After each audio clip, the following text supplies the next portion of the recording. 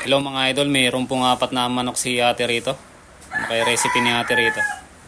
Pinakuluan po niya mga idol, nilagyan po niya ng bawang. Nilagyan po niya ng string onions sa asin. Nilagyan po niya ng asukal. Kumulo na po mga idol, hinango na po ni ate. Nilagay po niya yung sabaw sa sa batya.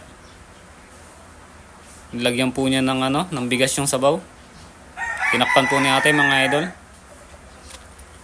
Biniyak-biyak na po ni ate yung mga manok. Luto na po yung kanin ni ate. Hinango na po ni ate yung kanin mga idol. Nilagyan po niya ng toyo yung tutong. Nilantakan na po ni ate mga idol. Aba, mayroon pang salad si ate ah. Kadami ng pagkain ni ate. Kaya bang ubusin yan ate?